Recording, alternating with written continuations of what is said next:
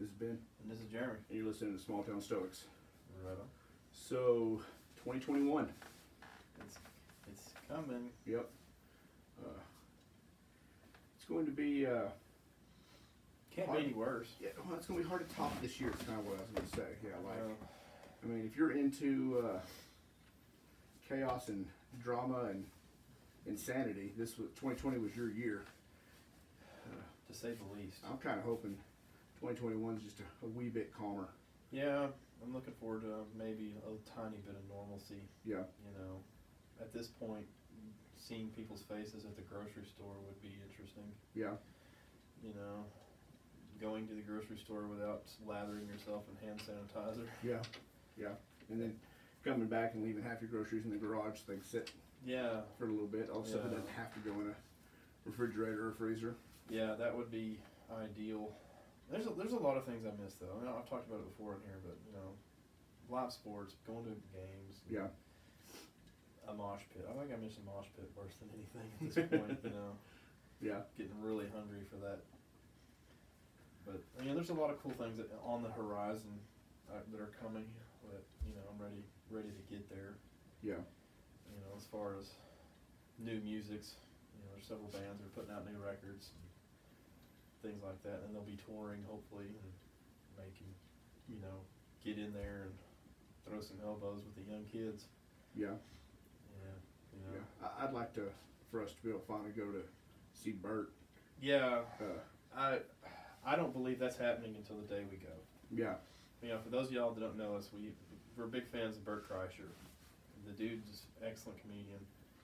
He's hilarious. His podcast, he has 2 or 3 podcasts that are all great. We've been sitting on Bert Kreischer tickets for almost a year. Yeah. It keeps getting moved back. It's been rescheduled twice. I think it was like the last weekend of spring break this year. So back in mid-March was when we were and supposed then it to got go. moved to September, then it got moved to January, and now it's back to March. Yep. I think like the middle of March. Yeah. So, God willing, it'll happen. I hope. You know, because you know, comedy shows are the shit. I mean, I've never been to one that big. Yeah, I've always been to like the ones I've been to have been the you know the Monday Night Improv or just some local people. Well, you know, I've seen some big name comics. I've just hasn't been that big. Yeah.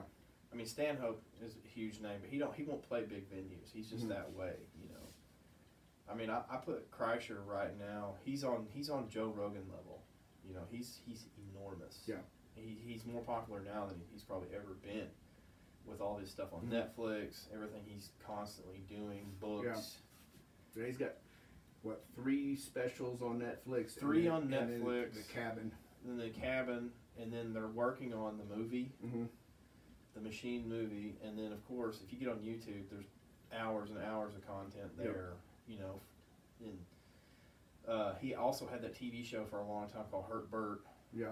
And then, I mean, the dude's everywhere. So I mean, he's big name. I mean, he's up there with guys like Bill Burr, you know, Rogan. I mean, he's right there. You know, to me he's where Louis C.K. was. Yeah. Maybe not that big yet, but knocking on the door. Yeah. So I mean, for me, it's a big deal. I mean, he's not Ricky Gervais yet, but he's steadily headed that way. But yeah, I mean, I don't believe that's happening until the day before, almost. You know. Yeah. Yeah. Until we're in the vehicle on the way. Yeah. Or in the door even. Yeah. I mean, I question it to the minute the ticket gets scanned. Yeah, I haven't been as excited about a show though, and other than our canceled Slipknot show from last July. Yeah. And I had been excited to go see a live show of any sort on that level. Well, you know, and the venue we're going to, it's decent size. I saw Lamb of God play there. I've seen who was it? I've seen Godsmack play there. I've seen several other groups there, but those are the 2 big name ones. I mean, it's a big venue. It's a big theater. Yeah. You know, it's not no tiny show, because usually, what, 50, 100 people at improv shows, small club shows. This is going to be thousands. Yeah. And I miss that atmosphere. You know, I'm not a big crowd guy. Never have been. But when you've been away from it so long, it's like, man, gotta get back in there. You know, like just like in rock and metal shows, you're elbow to elbow with people and you're going, unless you have seats or something like that. But you get in the pit areas. That's the one thing that I make the joke about this year, though. For me, is I tell people I've been preparing for the social distancing stuff my entire life. Oh, yeah. Like, the fact that I can go into a place now and there's not 200 people in it is great. Or the little old lady behind you at the checkout line stays 6 foot away instead of in your back pocket. Well, for me, this thing hasn't shows me how much I really love doing it. Mm-hmm. Because I'm really starting to get that feeling. God damn it, I'm starving to. Because I was spoiled to it. I go to so many, and I don't go to a whole lot by like some dudes I know that are every weekend, 3 times. They're there. Yeah. I'm not on that level, but I would be if I could. Yeah. But I never paid attention to how much I actually went until now, and I'm like, God dang, dude, I was at a venue a lot. So, but between that and then of course live sports, we got that beautiful ballpark down there. You can look at it from the outside. Yeah. Yeah. Yeah, I've got the wife and sorta the boy excited / interested. Go check a game down there. Just now it's indoors. You're not sitting in an oven. Yeah, it's not 130 degrees in your seats. Exactly, and you don't. It doesn't matter where you sit in the stadium. Yeah. Like, you knew in the old ballpark. Well, if it's a day game, I'm not sitting anywhere on the third base side or anywhere in left field. Not going to do it because you're going to melt. Yep. So you knew to sit in the right field porch or on the first base line. So if you couldn't get tickets, you could get tickets any game you wanted, but you would have to go over there. You get a tan. You better slather the sunscreen and sneak in some cooling towels because shit gets real there. Yeah. With this ballpark, you don't have that issue. So that to me is exciting. But yeah, I'm starving to death to get in there. Just that, just get back to it. It's been a year almost. January will be 3 months shy of a year. Yeah. And this shit really kicked off. Yeah. Durant went on spring break and then basically like the next day announced that they weren't coming back. Never coming back. Yeah. And it was questionable. Yeah. So, a year with nothing. Of course, I'm not a big movie theater guy anyway. See, that's for me. I was kind of waiting for you to finish with the sports stuff. That's my deal. It's like my day off, I'll go watch a movie by myself. Just go hang out, go watch something I know that Heather and Lana aren't going to see, and I'll go watch a 2:00 matinee or 10:00 matinee or something. It's got to be a movie I'm just dead interested in. My God, Yeah. But that's where kind of we differ. Me, oh God, dude, fucking Slayer's playing here for the 3rd time this year. Let's go. I know the set list by heart. I know what's coming. Yeah. I don't care. There. That's kind of where we differ on that. But I get the feeling. I know it's just those, and it's not that big of a deal. You think about it. It's not. You're not like a movie theater is a very simple thing. It's been around for generations. You don't realize how much you miss it until it's not there no more. Yeah. And you almost feel like you have taken advantage of it.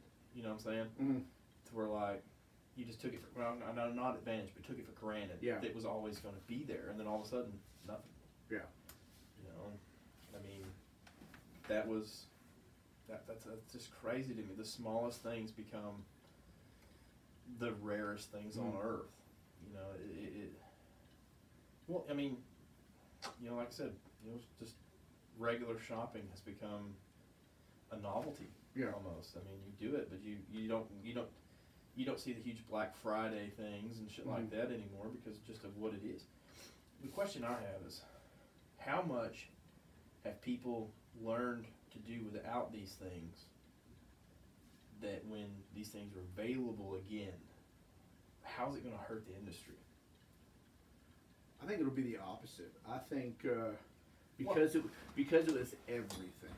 Like So if it had just been, say something crazy had gone with the movie industry, and you could still go to concerts, you could still go to sports, movies went, by the wayside for a year because of something. I think people would have just adjusted and been, okay, well, now we go see games and we go to concerts and stuff, and maybe they wouldn't have gone flooding back to the movies when it reopened. Yeah. But I think because it was everything. Well, what about I think when it opens back up, people are just going to go right back to what they were doing. And they never missed a beat. Well, even more so because they missed it. Well, let me riddle you this. What about like online shopping and stuff? People that didn't online shop much, but now that... Oh, I don't think that's going back to normal. You think that the convenience side of stuff? People have learned to live without it. Retail is kind of a pain in the ass. I think that online and also like the food delivery, the dine-in and stuff like that. Dine-in restaurants, I think, are really going to take it in the ass over this too.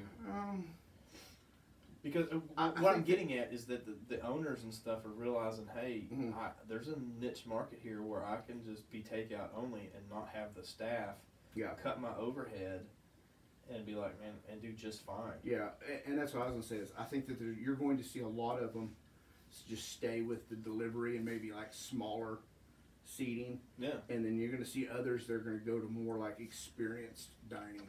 Like it's now you're going out for the evening. It's an experience because nobody does it anymore. Well, yeah, the places like the Hibachi grills and stuff where you get the shows.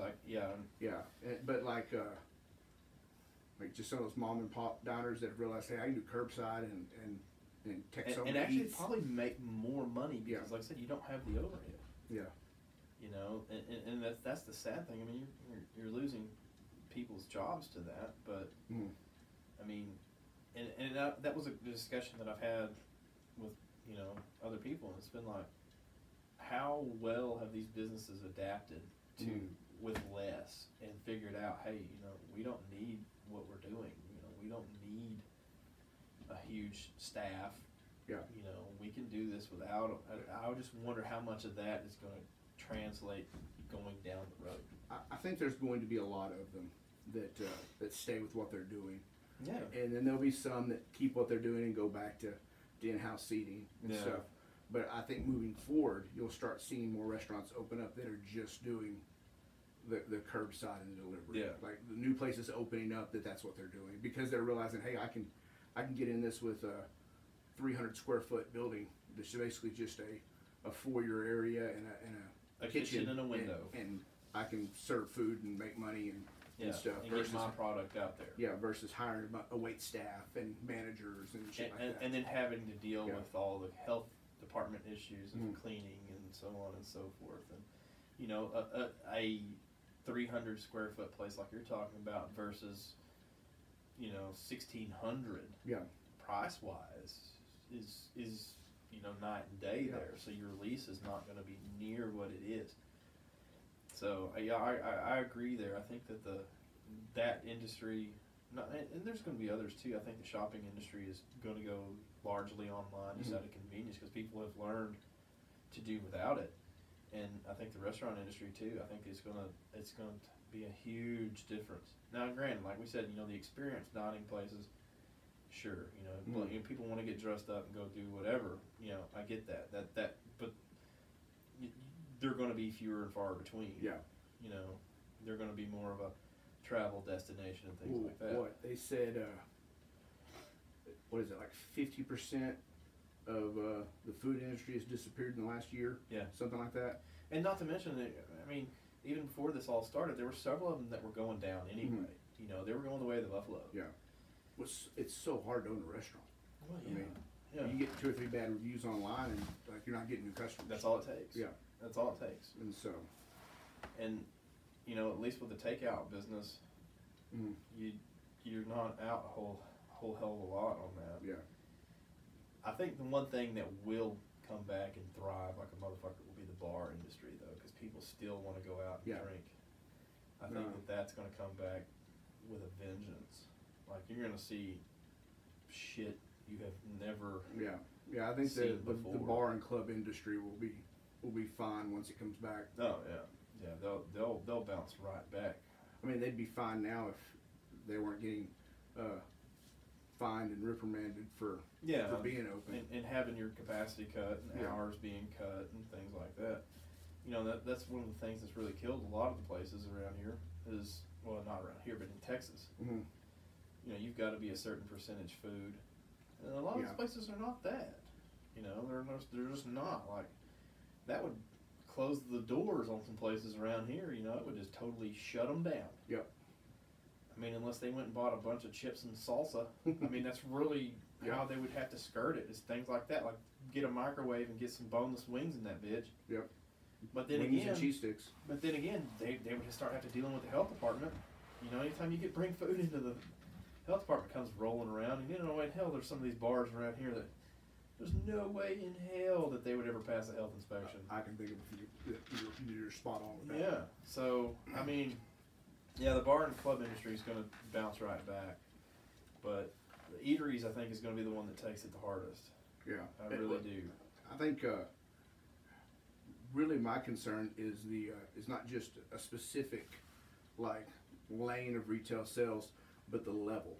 I think we're seeing the end of mom and pop diners, mom and pop stores, you know, mom and pop gas stations. Well, like it's going to be conglomerates and companies and stuff like that. They're going to be selling through like the Amazon Marketplace and things like that. You're still going to have places like when we went to Hot Springs, Arkansas, very boutique-y town. Yeah. That shit's going to thrive because that's what the town's known for. Mm-hmm. You know, places like that are destinations. Yeah. And there's things that you can only get there or see there or do there. Now, granted, you can get some of that shit online. You can. Yeah. They have online stores. But it's not the same as walking into the sod and brick and mortar building, you know. Somewhere here in town I saw yesterday, and I don't remember where I was at, but I saw they've got those bathhouse soaps. It's not the same people, but it's man, it looked like it. It had it set up on a table off to the side, like. Yeah, I checked it out. It's not the same. They've just stolen the name and the logos. All right, for you guys listening, my wife is gonna fucking cut my throat, but here it is. A lot of my money goes to those people. She loves that fucking place. It is like her euphoria is to go to that place, and she, you know, whatever. I spend my money on shit, you know, that's strange, but like. I was so excited with that because I thought like you did. I was like, "This is those guys." It's not. I got into it. It's totally not. No. Their soap looks the same and everything. Yeah. Soap is soap. Yeah. But it's this group of people have one in Hot Springs. I think they have one in Eureka, and I think they have a couple in Louisiana. Oh, okay. But yeah, because I thought they were affiliated, but they're. When we went there. In Hot Springs with y'all, I bought a bar of soap from just to give it a go. Yeah. And the first 2 times I used it, it left my skin feeling kind of dry. Yeah. You know, but then it was almost kind of like my skin had to get used to a new kind of soap. And after that, it's pretty good. It actually smells pretty decent. Yeah. So it's not horrible soap. Well, they make everything, but you know she likes all of it, and places like that are going to do just fine, just because of what they are.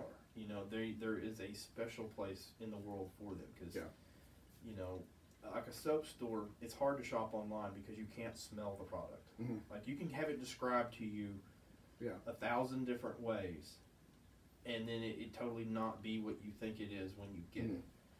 You know, so a place like that, you have to go there. You have to because you have to put it to your face. And that's what I think is going to happen is and. Kind of already started happening, but the days of like a plug and play type store are over because you can get that stuff on Amazon.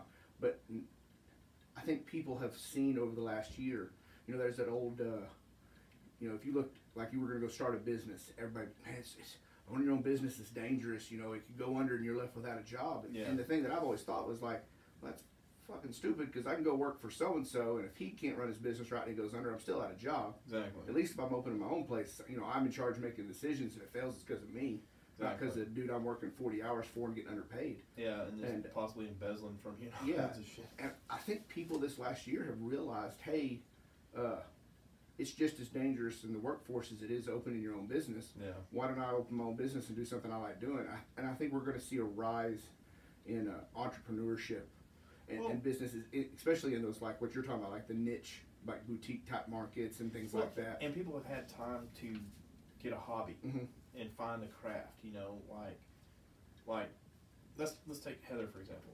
You know, she makes all that stuff. Like, and she's figured out I'm pretty fucking good at this. Yeah. You know, and that person would, not saying that she would do this, but that person can say, you know, I've got this market. Yeah. And I can just rent me a building, and bam, I'm there. And then throw some shit on Amazon and sell it, because handmade is huge. You know, and people have had time that, you know, have been quarantined, work from home, and do things like that. You know, realistically, people that work from home, they're not working an 8-hour day. They're just not. You know, don't give me that crap. You know, and so they fill their time with other things, and they find these things that and they realize, hey, I'm pretty fucking good at this. Yeah. You know, I can produce this, and people would want it, and things like that. You know, and that's where I see where you're getting at. People's like, fuck. You know, the realization comes. Yeah. Even if I do this as a part-time gig, I can still, you know, and maybe it turned into something enormous down the road. Yeah. You know, all it takes is one hit. Yep. You know, and it's also like a lot of people start picking those things up, you know, to kill time, stress relief, things like that. And so they're, you know, you're naturally picking things that you're interested in doing or you enjoy doing. Yeah. And it's, you know, it's like I tell Landon all the time, you know, he's 14, so we've started kind of talking about what he wants to do for college and, you know, job and stuff. And, you know, as any 14-year-old boy says, I want to do something that makes me a lot of money. Yeah, and naturally. So I'm constantly telling him, okay, well, don't look for a job. Find something you enjoy doing and figure out how to make money off of it. Corner the market. And that's what people are doing now. They're sitting at home and finding something they're enjoying doing, and they're like, oh shit, I can sell this for $20 a pop and make a little cash. And totally be conceivable. And so, I think we're going to see a rise in those kind of things. Maybe not stores, but definitely like off of Amazon or different online markets. Yeah. And then the follow-through effect of that is that the people that will look ahead and think, okay, well, Amazon needs a little competition. What can I do better, you know, in my region or my local town than Amazon? You shave Amazon's profit off, and then there's that much more you can do that and put the money you're putting toward Amazon toward a, you know, brick and mortar store. And then, you know, website design and technology now, it is so easy. I say, hey, it's easy if you're not us or me. Yeah, there's a disclaimer there. But, you know, it's easier and it's more accessible. Yeah. So running a website and maintaining that, basically, I mean, it'd be like using a fancy email service. Yeah. You know, people's like, hey, I want this. Here's my credit card information. Here's my address. Boom, done. And you don't even have to see them. You know, and once you get up and running like that, it's yours. Yeah. You know, and you can just cut Bezos completely out of it. Bezos gets you in there, you know, giving you a worldwide market, but then you can start, you know, throwing yourself up on Google and stuff like that. And it's not that expensive to do. You know, really. And there's all those, these mail programs that are showing up online where, like, you can pay $100 a month for free postage that you just print off, slap on a box, and mail it wherever you're mailing. Exactly. You know, and so. Yeah, in any size and things like that. I mean, it's just a wide open thing, and people are just grab it by the fucking tail, and that's awesome. That's why I'm hoping with, you know, people channel their creativity into something positive, you know, because they've had all this time to work on it, hone it. No excuses, let's go, you know? That's our problem, is we found a hobby and something we enjoy doing and cannot figure out how to make money off of it. Well, that's true, but, you know, I don't want this to become a job. Yeah. You know, if it becomes a job, then it's like, fuck, God damn it. Then you have to do it. Exactly, and you being drug around and fuck that. But, you know, some people want a new gig. Yeah. There you go. Well, and that's I think we're going to see, you're talking about like people staying doing things and stuff like that. Yeah. I think the hobby and the like the extra interest stuff is going to stick around as the world goes back more and more to normal. I think people are going to realize, hey, I need something besides an 8 to 5 job and come home and watch TV. Exactly, and then, you know, you go out into the garage and to steal yourself some whiskey or whatever the fuck you're doing. Yeah, I mean, and that's the thing too, like with the music industry. That's what I'm hoping with the music industry here is, these bands haven't been on the road in a year. Mm-hmm. I hope there are some incredible albums come out of this. You know, you've had nothing but time to write, be creative, you know, get in the studio and let's hear it. Yeah. That's my big hopes is for that. But, you know, then again, those dudes had to file for unemployment just like everybody else. Yeah. But, you know, still it doesn't give you the time to sit down and vent your frustrations and hone your craft. If you're good at it, you're still going to be good at it. Yeah.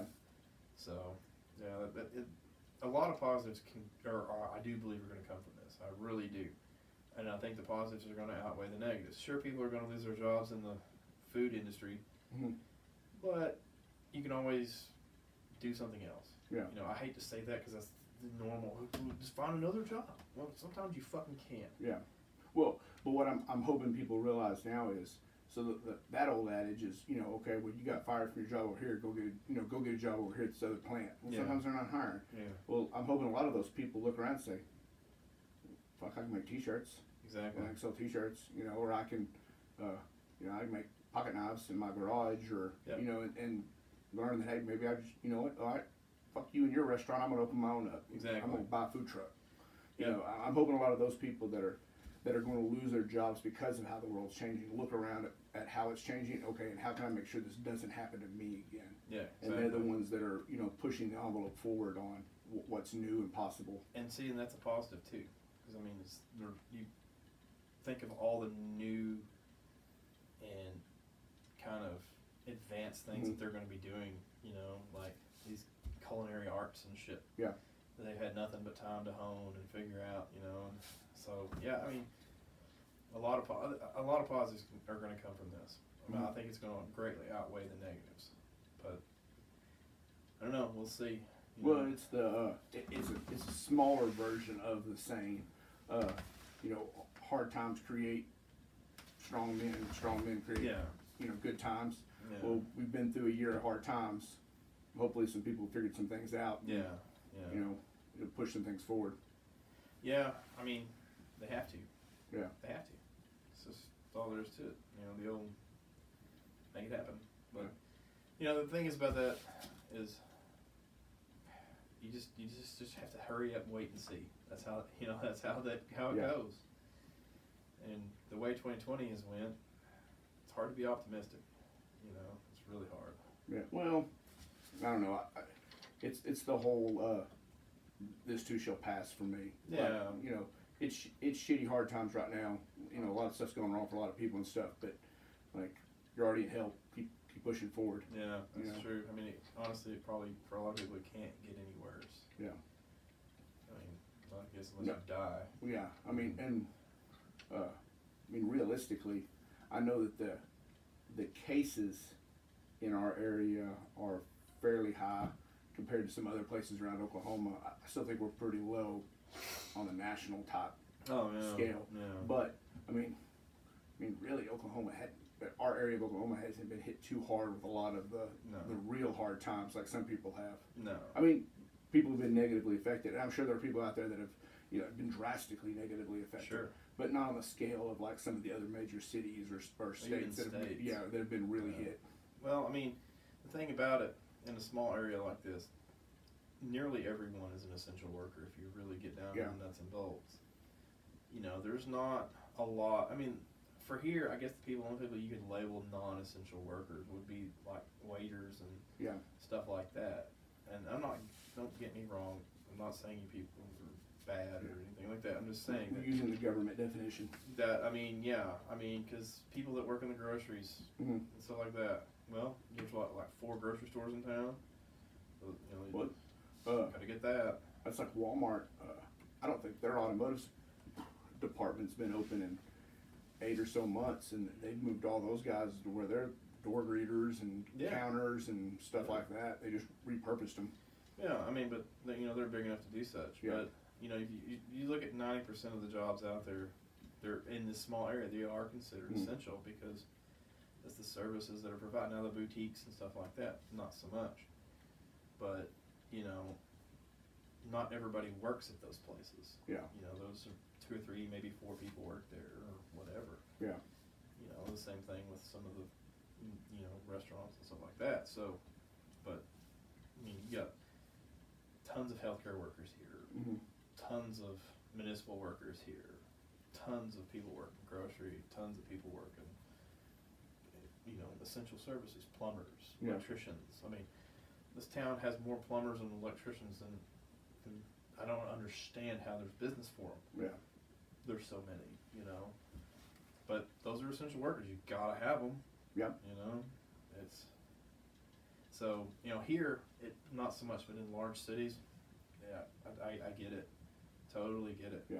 Where they're kind of shrinking out, but yeah, here it's kind of like that safe zone, but it could be a lot worse, I guess. Yeah.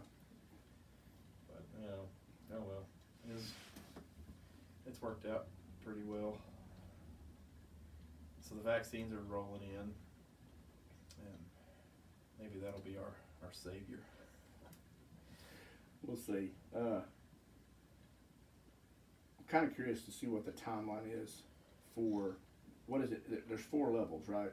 Like basically, it's 1A, 1B, 1C, 1D. Yeah, and so we're at 1A right now. Yeah, I'm kind of curious to see when the non-essential general populace starts getting their first shots and when they get their second. I read something earlier that there's 200 million doses in the U.S. right now. Mm-hmm.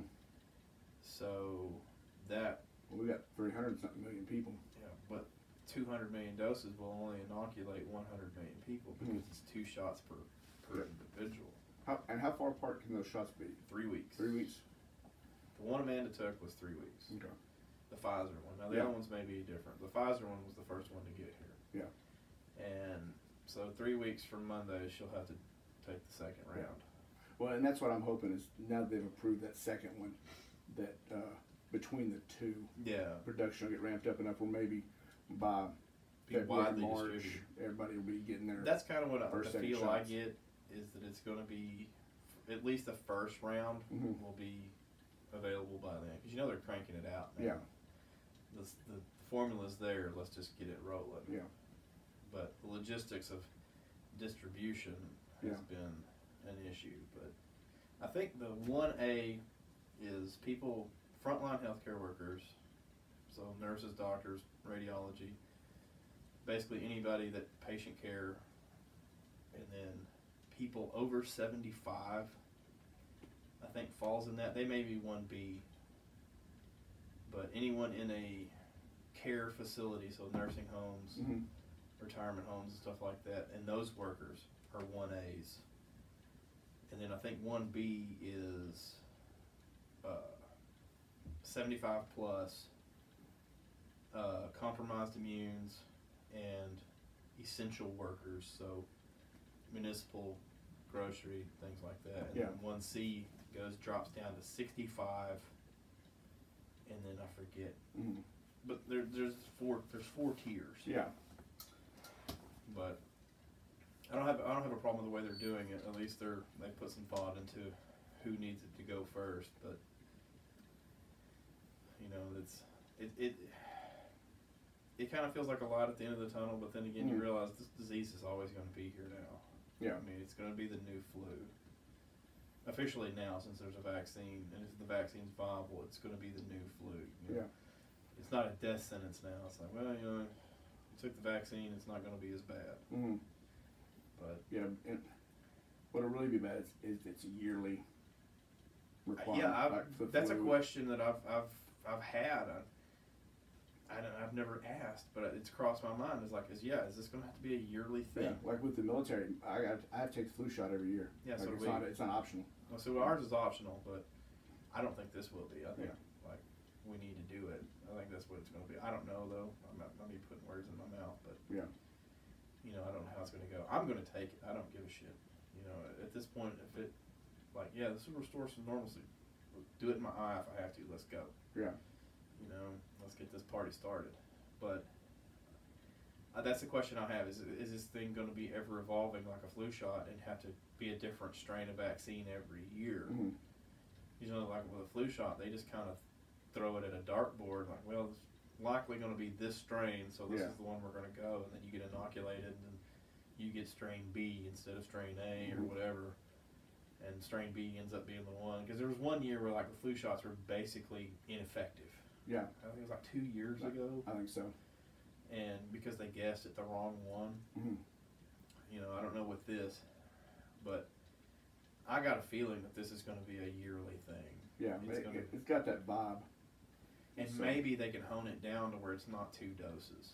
Yeah, that'd be nice. Well, I mean, 3 weeks apart, and then have one thing, remembering to do it. Yeah. Of course, now there's an app for everything. I'm sure there's going to be an FDA app where they ding you. Yeah. But Amanda's got one now. It's a symptom tracker. Yeah. Like, since she took the initial dose, like she has to check in, and they tell her, you know, you have any side effects, symptoms, allergic reactions, or anything like that. Yeah. And I think it's every 12 hours you have to check in and say, you know, I'm square. But that's just because it's in the experimental stage, I guess. I don't know. But if you got to do that, you got to do that. See, that's kind of what I'm thinking. How are you going to integrate that with your 75 plus crowd? You know? Yeah. Are they going to do it, or are we just going to do that for the frontline healthcare worker? Mm-hmm. You know, the medical professionals. You know, there's a lot more questions than there are answers with me. Yeah. But I mean, for me, it's not a thing about safety of the vaccine. You know, we kind of had that discussion earlier, and I was kind of on the edge. But you know, talking to medical professionals and stuff like that, you're like, you feel a lot better about it, because basically what I was told is we're not reinventing the wheel here. We've been creating vaccines forever. You know, this is nothing new. Yeah. It's just this one is extremely hopped up. You know, so I don't really have an issue with that anymore. And I also, like we talked about, you know, a few podcasts back, I hope this doesn't become a money cow. Yeah. You know, where, well, if you want this, you're looking at $700. Yeah. You know, and insurance ain't gonna cover it. You know, and you got to get them twice, so it's gonna be $1,400. Like, no, yeah, I'm cool. I'll die of COVID. You know, I'll be a super spreader for that kind of cash. Yeah. No, it'll be. I just don't see that level of greed being allowed. Like, well, like it'd be like when the it's a. You remember that the guy bought the. It was like a cancer drug. Yeah, something, and it was like. No, it was an AIDS drug. Well, yeah, that's what it was. It was AIDS, and it was like $10 a vial or $10 a shot or something. It was when a pill. He got it. Was it a pill? Yeah. But it's like $10 a dose. And he jacked it up like 7,000%. Yes. Yeah.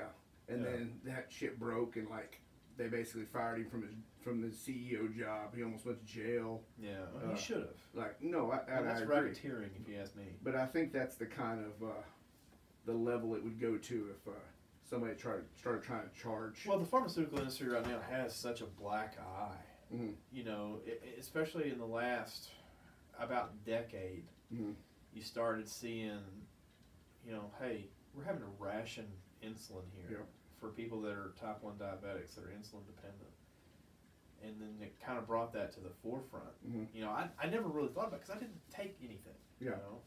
So you don't really consider that, but then you start hearing these stories, you're like, oh no, that's got to be isolated, and then there's more, and there's more, and then there's more. Then they talk about this dickhead, and then like when Katie Porter had the whiteboard on that guy, it was like, you know, and she basically asked him, but did the chemical makeup of this change? No. Did it become more effective? Is it a cure now? Mm-hmm. And, you know, the answer to all that was, you know, no across the board. Yeah. And then it was an exponential growth of the cost. And then she's like, well, how much of a bonus did you get? You know, she knew what she was doing. Yeah. And you start to see that. It's this utmost greed. Yeah. You know, and insulin is the favorite whipping boy because the patent for that was sold for $1. Yeah, the guy sold it so that it could be cheap. Yeah. You know, and affordable for everyone. And widely available. Yes. You know, super available. And you go, and insulin isn't the only thing. You know, you look at some of these inhalers for people with asthma or breathing issues. You know, they're hundreds and hundreds of dollars. Yeah. And that's what drives me nuts and really pisses me off is it's always the shit people need to live. Yeah. That they, you know, it's not the. It's the proverbial carrot in front of the horse. Yeah, we found a new drug that'll make you skinny, but we're gonna sell it at Walmart for $20 a bottle. But the new drug that'll help you live longer through your, you know, heart disease or diabetes or anything like that, it's gonna be or potentially $1,000. Potentially reversing your condition. Yeah. Yeah, you're gonna need about 10 grand for that. Yeah, if you want to live, you're gonna pay us a shit ton of money. Yeah, and who doesn't? You know, living's pretty Yeah. cool. I mean, I don't mind it. So, that's the thing about the pharmaceutical. And I guess it's just a United States problem. You know, well, you can get some of that shit in Canada for nothing. Yeah. Or Mexico or anything like that. Yeah. You know, so, you know, there's just, I don't know. It's just, I don't know how they get away with it. Of course, I'm sure they've got lobbyists and things like that. They own some politicians, but yeah. To me, how do you sleep at night knowing it's like, well, I guess if you don't have to look these people in the face. It's partly that, but one of the reasons that that Canada and those countries can get it for so cheap with their way their laws are and stuff and get it for so cheap there is because they can sell it here. Yeah. For the profit. You know, they're selling it there for what those countries will let them do, and then they're making all their money. Yeah. They got to make their money back here. And so this becomes the cash cow. Yeah, and you know me, I'm very anti-regulation, but that's for regulation's sake. You know, with this kind of deal, like it needs to be looked into. Like, all right, show us. You know, we get that you need to make a profit. You're a business. You need to make money to be able to put into research and development. But yeah, like you said, like, you know, the owner of a pharmaceutical company getting a $12 million bonus, yeah. you know, which, and the board's getting $8 million a piece, you know, like, all right, like, where the fuck's all this money and you know, if you do the math, if you say, basically, if, you know, drug A, and you make $5 off of every dose, but this drug is highly effective for what it does, and, you know, it's widely used, and you make $5 profit off of it, you're still going to make a killing. You're still going to make a fucking killing. Instead of, hey, let's make $500 a dose and kill a bunch of people and still make a killing. Yeah. You know, there's levels to that, and that's where I have no problems with regulation. I'm like, there needs to be regulation there because you are basically making people choose not necessarily death in every situation, but it has happened. Yeah. You know, people start rationing their shit. Yep. You know, especially with diabetic. You know, type 1 diabetes, I've had a lot of family with it. It doesn't fuck around. No. Like, it doesn't care what your financial situation is. Yep. Like, okay, that's great. Now your foot's going to rot off. You know? And you're basically making these people choose, well, I mean, do I really need this toe over eating? Yeah. A mortgage, you know, rent, you know, stuff like that. You know, hey, well, you know, your kid's sick, so we're going to have to spend these high-end antibiotics, so we're going to cut the insulin back, so, you know, your kidneys may fail, but sorry, you know, that's horseshit. Yeah. That's where there needs to be some intervention, because you're basically taking advantage of people's survival instinct at that point. Yeah. And well, I mean, making a massive killing doing it. To me, and I know it's the same thing, but I kind of equate it to like, you know, whenever there's a hurricane, you always see that one store that's got all the water and they're selling a bottle of water for $30. Yeah. You know, instead of the $2.90 that it's always been. Yeah, jacking the price way up. And I can't remember what is that called? Price gouging. Yeah. Yeah. And so that, I mean, it's basically what they're doing. It's like, you need this, and we're the only people that have it, so pay us what we want. Oh, but and then they fight like hell when there's a generic. You know, you know, how long does it take to become a generic? I think it's like 7 to 10 years. That's what I was gonna say 7. I think it's somewhere in that neighborhood. So. Yeah, but what they do is they re-up it. Well, they add some proprietary. Yes, they add a new chemical or and that way they can re-up their patent on it, and then away we go again. Yep. I don't get it, man. You know, get us a dick pill. Your dick works. Viagra is so easy to come by. Yeah, there's 700 different types of it now. And and it's so affordable and so stupid. But life-saving drugs, like even, God forbid you get cancer, like chemotherapy drugs are ridiculous. And what goes into it and everything else, it's like millions of dollars spent trying to stay alive. And part of that gets tied back to one of the reasons that those companies have to charge so much and the hospitals charge so much for it is because of how insurance works. Exactly. So you're going to say it costs $500. Well, insurance says, well, I'm going to pay $100 for it, and well, now I got to make this money back somewhere else, so I'm going to charge this person over here $700. And then the thing about insurance too, private insurance, a lot of them, if you have a lifetime spending cap, and you definitely have a yearly spending cap, you can only spend so much a year. Yeah. Well, you get some badass disease and you can't help it. Like, well, I'm sorry, dude, you're on your own now. Yeah. Like, holy shit, are you serious? That's such a fucked up industry. And those people are basically playing God with lives.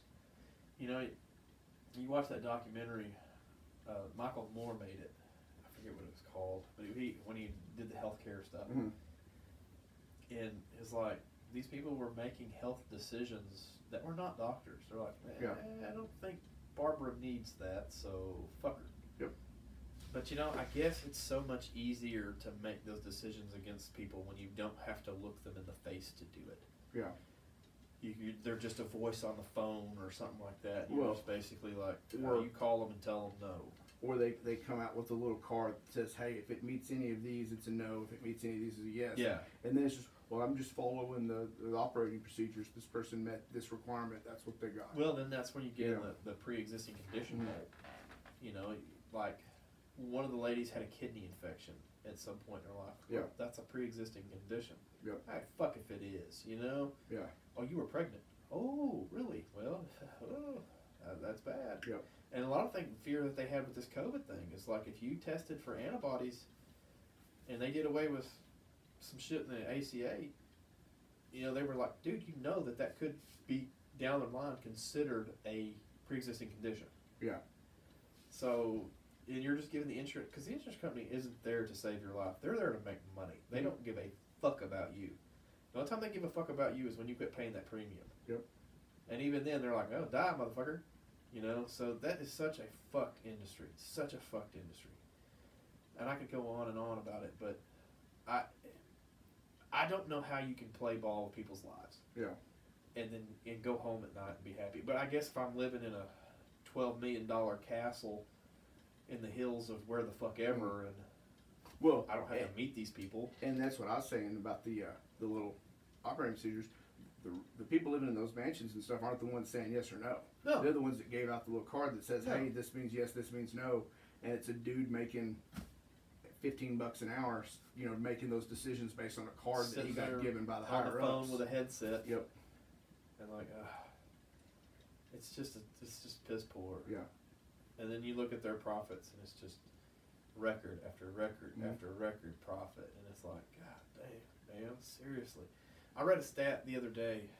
I said the other day, it was a while back, where now that GoFundMe is considered the number 3 healthcare provider in the world. Oh, or in the United donating States. To help. Yeah. Yep. It's like the number 3, not provider, but insurer, basically, in the world, and not the world, but in the United States. Yeah. Number 3. Yeah. Holy shit. That's horrible. And here we are, you get a healthcare crisis like this, and it's like, what are you going to do if you're not insured? Yeah, I'm not a big fan of the way I understand the Medicare for All and the government-sponsored insurance and stuff. No. But I definitely think that there need to be some large-scale changes to not just the insurance, but how hospitals charge things. Well, if you look at your bill, like when you had your foot worked on, I guarantee you they used, 20 staples, we're going to say? I don't know, maybe. I had stitches. No, I had staples. What the fuck did I have? I don't know. I was in a boot for 6 months, and I don't remember what I had. But for fuck's sake, yes. let's say you had 20 staples. You paid for 1,000. Because once they open that box, they're yours. Yep. $80 for a Tylenol. $150, $200 for the saline. Oh, well, you got to pay rent on that battery that runs that saline pump, so that's $80 a night right there. You know, any other thing that they use. There was an extra anesthesiologist nurse in the room. They didn't do anything. Fuck you there, buddy. Yeah, Anesthesia didn't do anything. Fuck you hard. They stood in the corner. And they double bill you. Mm-hmm. You get double, you have to pay for that dude and that dude. Yep. And that one guy had never laid eyes on you. Yep. We've ran into that many times. Those people will fuck you good. And, you know, and the bullshit of that thing is, you don't get to choose your provider there. Yeah. You're stuck with whoever the fucking hospital's in contract with. So, luckily with the insurance I have, basically the agreement they have with hospitals that accept it is that even if they use somebody that's not in deal, they only pay the in bill cycle or whatever. Well, see, that's gotten better. And so but used to they do that. There'd be some dude that's doesn't accept the insurance you have, and you'd have to pay the full rate to him, and the insurance wouldn't pay him, and you'd be like, well, then why the fuck did you put him in the room? Like, you knew I had this insurance. Yeah, and it's not like you asked specifically for it. Now, if you went to this guy and was like, look, I want a dick implant, or something, something completely fucking, what do they call that? An unnecessary procedure, like cosmetic. Cosmetic, yeah. Okay, fine. Bill the shit out of you. Yeah. You know, you're doing this on your choice. Now, well, what's crazy about that is when you go in for a cosmetic surgery, you agree to a price up front. Yeah, it's a menu. Now, if you go for an Achilles tear surgery, you don't fucking know until you're out what the surgery's going to cost. There's no menu. Yeah. And you don't know who's going to do what. Like, 9 times out of 10, when you go under anesthesia, you don't even see the anesthesiologist. You see the anesthesia nurse come in and hit you with the first dose, and you don't know shit. Yep. You see, I'm going to tell you what I got into. 2008-ish, I believe. I think that's right, because Denver was born, so it was mid-2008, close to 2009-ish. My appendix popped. Mm-hmm. Like, when that shit goes on, you don't have a lot of time to fucking, you're bleeding out, you know? Went to the emergency room. Where else you gonna go at 10 o'clock at night? Yep. Got nowhere else to go. Go in, ER doc walks in there, touches me on the stomach, say, yep, your appendix. So go in there, they do a scan, come back, for sure, it's your appendix. You're scheduled for surgery the next morning. Cool, we're done. They take me up to the room, 5 a.m., they come get me, cut my shit out. Couple days in the hospital, come home. Naturally, the bills start rolling in. Mm-hmm. Still pisses me fucking. Okay, so ideally your deductible gets covered in the emergency room, right? Yeah. Because that's your first initial charge, and that's where it goes. The hospital was covered. The emergency room building itself and everything they did was covered. The doctor was not. The doctor was considered out of network, so I had to pay 2 deductibles. I had to pay the out-of-network deductible and the in-network deductible just for that one visit. Same guy, same building, same hospital name tag, whole 9 yards. But because he worked for a different company, I had to fucking do that. And this was emergency care. I didn't ask for him. I didn't choose him. Like, this is, I think I'm dying care. You know, this wasn't, you know, make my lips look good. Yeah. And I was out double cash over that. Because your out of network deductible usually is double what your in network is. You know, usually like say it's $400 for your in network. It was like $850 for out of network. Yeah. I had to pay both of those and the leftover from the surgery. Yeah. That's just fucking insane to me. Yep. Well, finally, the insurance companies started realizing, hey, we're fucking people, which they surprisingly don't give a shit. Yeah. Well, finally, things kind of got worked out to where they figured out, you know, people are going to come and burn our building down if we don't fix this. Yeah. So now it's like if it's emergency care and it's certified emergency, you know, you go to an emergency room, you don't go there just for shits and grins unless you're looking for drugs. Yeah. So they're like, well, fuck it, we'll have to cover all that. But that's fucking moral. Yeah. You know, it's not like you called ahead and it's like, well, what doctor's on today? You know, on the way down there I scheduled my broken arm to the doctor. While you're bleeding out of your ass, you're like, oh, well, you know, Dr. Tim's in there. He's with such and such out of Pennsylvania, so he's not in network. So you might want to just try not to die tonight and just wait until tomorrow. You know, I mean, go to your family doctor. Okay, yeah, I fucking got a compound fracture and my fucking femur's hanging out the side of my leg. Yeah. You know, and that's horseshit. And then you fall into the surgery thing. Because God forbid you have to have surgery. Mm. Luckily, at that time, the way I understood, the anesthesiologist could have been out of network too, and I would have done differently on that. But luckily, it was all in network. But you don't choose those providers. Yeah. And in emergency surgery, you don't choose your surgeon. You get whoever's there. You know, it's not like you make an appointment with these motherfuckers. Yep. You don't call in there and pre-register. You know, and so you get double fucked. And that's just crazy to me. Yeah. But it happened. It happened to me, just like that. You know, walked in there, everything done in the emergency room was covered except the doctor. Yeah. So and you didn't have no way of knowing that. You didn't sit there and ask him. It's like, well, who do you work for? Yeah. You assume that doctor working in that hospital works for that hospital. Yeah. No, sir. He's contracted with another fucking group. It's crazy. Yep. So... And then you're gambling with people's lives. So, well, fuck it. It's changed now. And it's come a long ways. I mean, that was 8 years ago. Yeah. 7 years ago. A lot better now. Yeah. And with the recent focus on it, with not just COVID, but all the other stuff that's gone on. Yeah. Hopefully it's slowly improving. It's slowly improving, but it's never going to be perfect. There's no perfect system. There never will be. But anything is better than, well, you know, because you broke your foot today, you're going to be out. If you don't broke your foot tomorrow, you've probably been okay. Yeah.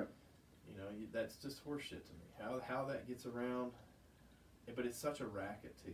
Mm-hmm. And then like if you go in the hospital, well, you know that shitty meal you ate, that's $100, dude.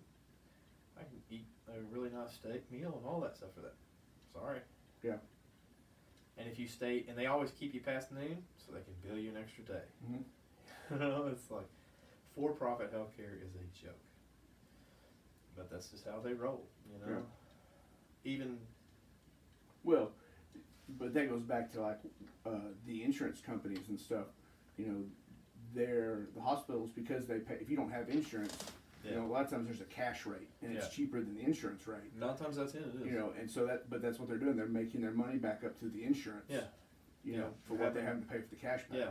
Yeah, for real. So I'm a big fan of standardized pricing for healthcare. Like at least try it. This is what you pay. You know, at least try it. But, you know, especially on things that are semi-planned, mm-hmm. like say a pregnancy. You know the end result. Yes. You know you choose your doctor, and the doctor goes out and he's like, okay, this is the way we're going to work this. Yep. You know, everything is planned, like sonograms, all the testings, mm-hmm. you know, all that shit. They know it's coming. Like, it's very fucking routine. Yeah. You know, so you know what you're getting into. Yeah. So like everybody hates the current way insurance and healthcare is done, and they blame capitalism for it. But it's not really a capitalist system because you can't compete for pricing because you don't know what the pricing is. But if you're doing what you're saying, like, you know, you're going to have, hey, if you come here, we're going to have this number of sonograms, we're going to have this number of tests, it's going to cost you this much. Now, this doesn't include complications or anything like that that'll add cost, but here's what, you know, a standard 9-month pregnancy is going to run. You know, 9 times out of 10, I can go over here to a doctor with the same qualifications and I can get it about $4,000 less. Exactly. You know, and then you're competing for price. Well, yeah, that drives the market, and that drives the price down because then you got to compete. Exactly, and see the thing is too, like, no one can plan for a complication. Mm-hmm. You know, complications you settle up afterwards because 9 times out of 10 your complication is going to be emergent. Yes. It's going to be an emergency. You know, just let's just say you're doing I don't know, any of these like routine surgeries. You know, like if you pop an ACL or something, that's not an emergency surgery. You know, that's not life-threatening. Mm-hmm. So you can go in there and say, okay, dude, here, because usually, how long was it after your Achilles? Did you? A week? Pretty much. Actually, yesterday was 1 year. But I'm talking about from day of injury to day of surgery. I tore it on the 22nd of December. I had surgery on the 3rd of January. Okay, and I actually got in pretty quick. So, all right, that could apply to this too. Mm-hmm. You know, you go in. Here's the menu. Yep. Okay, this is what we're going to do. This is the typical. You know, we've looked at your scans. We know what we're dealing with. Mm-hmm. We know that there's not going to be anything too crazy. We can put this all back together. Here's the price. Yeah. Wouldn't have a problem with that. You could do the same thing with the knees, elbows, anything that's non-life threatening. Yeah. You could have a menu. You know, why not do that? Yeah. But then again, you what you said. Well, I can go over here to Dr. John and he's going to do it for, you know, $2,500 cheaper, mm-hmm. and I get a free knot. Like, whoa, yeah. You know? There's no competition. That's the thing. There's no competition. And that's the problem right now. Is it's not a true capitalist business because there's no competing with each other. No. They're all in it together, so there's no competition. No. I mean, basically, it's a monopoly without being a true sense of a monopoly. And see, and the thing is too.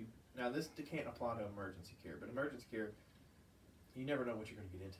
Well, but I feel like with most emergencies at this point, like there's a window. They know, hey, it's going to cost you somewhere right around this window of money. Yeah, depending on what depends on if you're incapacitated or not, or something like that. You know, you can always when it's life threatening, it's always an asshole move to be in there discussing price. Well, no, I'm not saying that they go in and discuss the price, but I'm saying like a hospital, like you're going in for emergency care. You know, Amanda can be looking. Okay, this is going to run us. I know it's going to run us in between here and here already. Yeah. You know, I can start planning for this. I can start.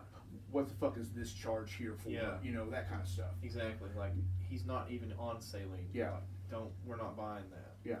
Yeah, and I'm not saying that's a perfect way of doing things because there's still going to be some price jacking in there. There's no question. There always is. Yeah. But it'll make them think.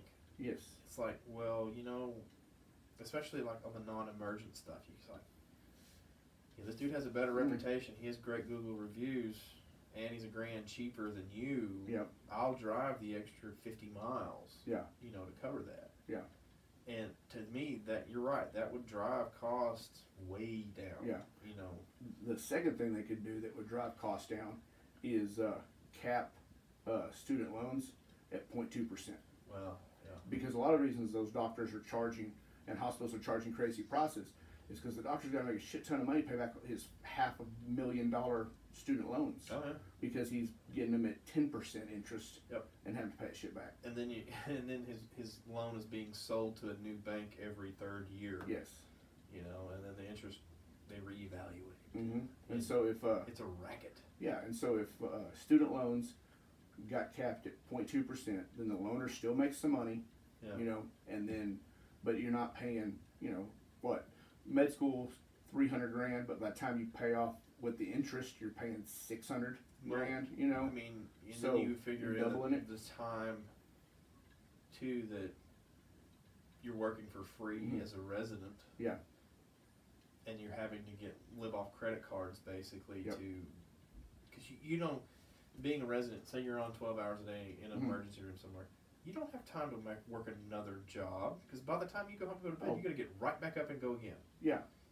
And you're free labor, so they're going to work your ass off. Mm-hmm. So yeah, you know, and then, so you have to figure at least give them a break on that too. You know, like, ooh, you know, help them out a little bit there. Yeah. But shit, no, man, they ain't gonna do that. Cash is king, baby. Mm-hmm. Cash is king. And then here you are getting exploited for free labor. Yep. You know, so a lot of times you can't blame the doctor for charging what they do, but a lot of times their hands are tied. Yeah. It's like this is what it is. You know, so I don't know. I don't know what the answer is. If I did, we would be highly successful or stoned to death. One of the two things would happen. But I mean, any move progressively would be a good move. Yeah. Instead of just standing where we are. Yeah. What we're doing now isn't working. No, clearly. So, it's working for someone because they're raking in. Yeah, and that's the problem. It's working for a group of people. Yeah, and those people can buy the people in power. Yeah. And like, no, we're not doing this. We're not playing that game. And until that all goes back like we're talking about lobbyists and stuff. That's just got to stop because that's what's driving this. Mm-hmm. You know, oh, well, this bill's gonna cap what you can charge. Well, fuck you. You know? Yeah. The lobbyist goes in there, how about we give you $25,000 to your campaign and you just mark that off? You know? Or they just write the bill themselves. Yes, here, sign this. Yeah. Well, I mean, that's what happened. We're going to put this on your stationery. The COVID bill that just got through the Senate and the House that Trump's already said he's going to send back because he wants them to raise the amount. Yeah. Did you see that? Yeah. The bill basically got written in a private room with a group of people, and then they got handed to the senators with a vote scheduled 8 hours later. Yeah. And it was like a 4,000, 5,000 It was over 5,000 pages. Yeah, and they were like, read this, and you're going to vote on it in 8 hours. Yeah. You know, there was no time for anybody to look through it, see what was actually in the bill. Yeah, there was a lot of them raising hell over it. Yeah, on both sides. Like, I saw people that don't even like each other were retweeting each other. AOC and Ted Cruz. Yes. Like, you cannot get two exact opposites. Like, I am confident one of them would shank the other if they were in a room together. Easily. And he retweeted her. She made a post basically about how there wasn't time to read the bill, $600 wasn't enough, there was too much extra bullshit in the bill. Well, one of the things in the bill was like a fucking jail term on illegal streaming. Yeah. Like, what the fuck does that have to do with shit? I saw somewhere that there was like 80 or 90 million that was going to a different country. Yeah. As part of the bill. Yeah. But AOC basically talked about how this isn't representative government and stuff like that. And Ted Cruz retweeted her. He was like, I agree with AOC. This is... And I was like, the fuck just happened? What'd I read? Well, I mean, you know, right is right. Chip Roy was another one. Chip Roy's a complete dipshit too, but he was in the same bag. He's like, I don't even know what the fuck this says, much less I'm going to be expected to vote on it. And no one, I don't care how good of a reader you are, you can't read this in fucking 8 hours. And not comprehend it. And definitely not comprehend. You know, this is like months worth of research and looking into and things like that. And they're like, get it done now. Yeah. But, you know, and that all goes back to them fucking lobbyists writing the shit and going. You know, like that streaming thing that was in there.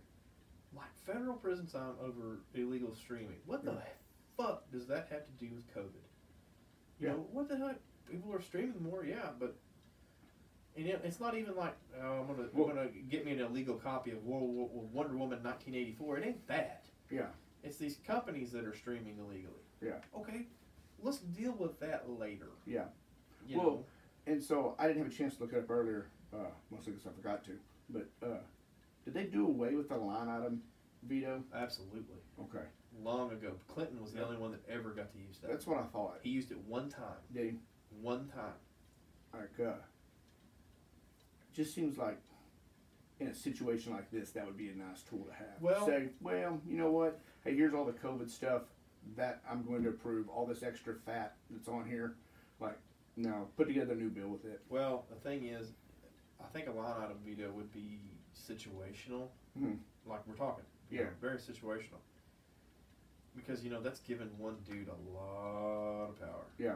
And that's what made him nervous about it, you know. But that's what Clinton, I believe, was the only one that ever got to use it, and he used it one time. Because I remember watching the video of him marking through some shit on a bill and initialing it. And they cut that shit off the bill immediately, and the rest of the bill went through.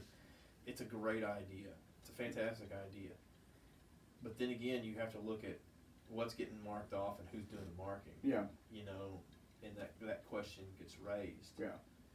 You know, I'm not saying that it wouldn't be a good thing, but the negatives that would come out of it too, you know, look at it and like, well, you know, this unemployment benefit, you don't need that. Yeah.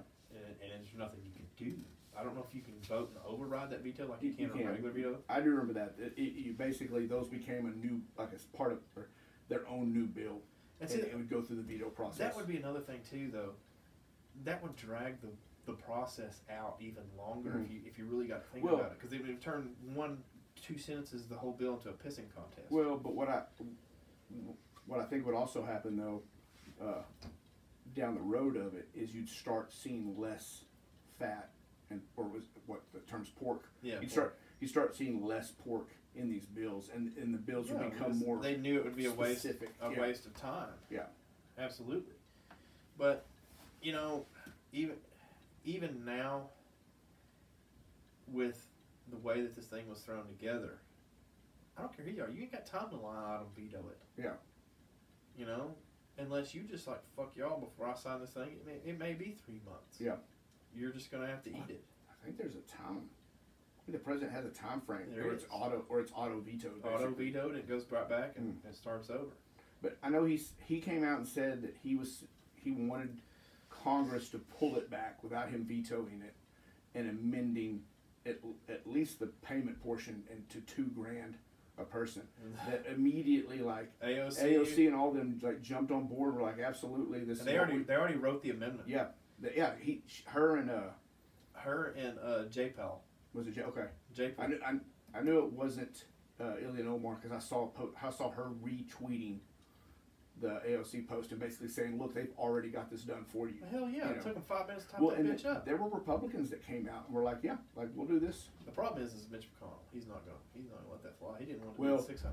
No, but I think that there's too much pressure now. Yeah, with Trump saying, hey, this is what I want. Yeah. Like even the Trumpers are going to be like, well, why is Mitch McConnell not doing what Trump wants? Well, I think this is all too is some grandstanding and some like, because Mitch come out not too long ago and was like, election's over, Holmes. Yeah. So that makes me wonder, is like he doing this to like get back at him? Part of me kind of wonders. So that's why I start doing the right thing there toward the end. Well, I'm not a huge fan of the bill. I'm not either. And the reason is all the pork. But another thing is part of me kind of thinks that maybe Trump is doing this because he sees like the negative consequences that are going to come from this bill down the road. Well, that's possible. And so he's just like, hey, let's raise it and Biden can deal with it. Or there's some big hunk of pork in there that he wants. Yes. That he knows that they're not going to have time to read and be like, yep. But if he wanted that, he'd have just signed it and he'd gone through. Well, like I think he wants the positive publicity of getting everybody $2,000. Yeah, he's in the shit house. Yes. And so, but I also think there's a part of him that's like, Biden will have to deal with the after effects of this. I won't. Well, but he wants to deal with the after effects of it. That's the issue. But this is the thing. To me, it almost feels like, well, I'm going to buy you back for $2,000. Let's overturn this election. I want everybody to go out there and be like, hey, I want to redo my vote now. Like, dude, you ain't buying me for $2,000. I don't think it's going to change enough votes. It ain't going to change shit. Yeah. But I think the people that voted anti-Trump are anti-Trump. He's doing the best he can to endear himself at this point, I believe. And it's a little late in the game, but whatever. Well, I mean, look at the only president that's left office that was hated when he left office that's still pretty much hated is Nixon, right? Because that's a fair statement. Like Jimmy Carter did not leave a lot of fans in the American public when he left. But after office, he's a saint. Yeah, now everybody fucking loves him on both sides. Yeah. And so when Clinton left, he had his reputation wasn't exactly stellar, and now he's Slick Willie. And so I think Trump's thinking, all right, maybe fuck some shit up. Let's get everybody $2,000, and maybe in 5 years everybody will love me. Too much damage. Yeah. Much. I agree, but and part of it too is, he does this today, but in a week he's going to post some shit on Twitter. It's going to put him right back where he was at. Well, sure. He can't help himself. So since we're on the topic of Dear Leader, I've got a question for you. Okay. What do you think about the pardon that he issued for the 7 dudes? I know of they're 3 convicted war criminals. I thought there were 7. Oh, okay. The convicted war criminals that he pardoned. Okay, I was thinking 7 pardons. Because he also pardoned... He pardoned Duncan Hunter, of all people. Fuck that guy. Well, and he pardoned another... Wait, which one was Hunter? Duncan Hunter was the one that him and his wife got in this pissing contest, and he had embezzled a shitload of money from his campaign, and then laid it all on his wife. And his wife went with it until he started talking shit about his wife on the news, and then she rolled on him and took him out. He also pardoned somebody that lied during an investigation for him. Collins, okay. Yeah, so he pardoned those 2 dudes that are just, what the fuck. And then the other 2 guys from the Mueller investigation that went down. Yeah. He pardoned them. Yeah, and then the 7 war crime guys, I'll be honest, I don't know enough about it to know whether I should be angry or not. Well... Because I know what I've read, and most of the stuff I saw on Twitter was obviously anti it. So it was, worst case scenario, they murdered civilians in masses. That's what they were. And so, but I also know that I wouldn't say masses. I think it was like 10 or 12. But 10 or 12 is 10 or 12. Yeah, but I also know that there have been guys that have been tried and found guilty, and then later overturned because of the publicity of the trial and needing to like calm outside forces and stuff. So yeah, we're going to punish our own people here, to, you know, even though they probably didn't do anything. Eddie Gallagher's a guy that's kind of fits in that boat, the Navy SEAL that got accused of some war crimes and then went through the trial and was found innocent. Yeah, but I'm talking about dudes that were straight up found guilty. Yeah, but that's what I'm saying. It's like, I don't know enough to know whether this is like dudes that were found guilty or dudes that were found guilty to make some other people happy and we're just kind of thrown to the wolves. Well, because it's happened before. Yeah, but I mean, if in reality, if they did what they were accused of, yeah, I mean, what would you think then? Well, I mean, to me, it's because Duncan Hunter got found guilty of what he did. Collins. These dudes are convicted felons. So to me, if you're a soldier and you commit war crimes of that level, like I think that I'm not a big fan of life sentences in those examples. I'm a big fan of like, all right, we're gonna let you appeal twice, and at the end of your second appeal, like chair, or hanging, or public execution. Like to me, they hold to a higher standard. Well, and yes, and it's like there's a reputation that we have to uphold within our own ranks, and stuff, and a standard's a good way to put it too. That we have to uphold in our own ranks, and because once you lose the public trust because of things like that, like it's really hard. I mean, look at how like negative the military was hit when those people were taking pictures with the prisoners in Iraq, and you know, and having them do human tripods and shit like that. Like that shit can't, if it's found and it's found to be true, like that shit has to be stomped out immediately and as viciously as possible. Well, I mean, do a little homework on that, because I'm really interested. I didn't do a lot because I just looked at convicted war criminal and I'm like, that ain't pretty. I saw it last night, like as I was getting ready to go to bed. That's when they were issued. Yeah. It was late last night. Yeah, and so, or maybe it may have even been this morning that I saw it. So I haven't had a chance to look into it too much. Well, I mean, it's a bad look. No, it's definitely not a somebody headline screaming law and order and then fucking pardoning felons. That are on his, you know, because Duncan Hunter was one of the biggest Trump cheerleaders out there. Yeah. Well, you know, that's mafia type shit. Yeah. The pardon is supposed to be to fix an injustice that was done. You know, like what Bush pardoned those. Was it 3 guys that were on death row for like a murder in the 80s, and there was evidence that couldn't be used but showed that they didn't do it or something, and so he pardoned those guys because like you could look at it and be like, the justice system failed here. You know, like the whole Flynn one, that one burns my ass. Yes.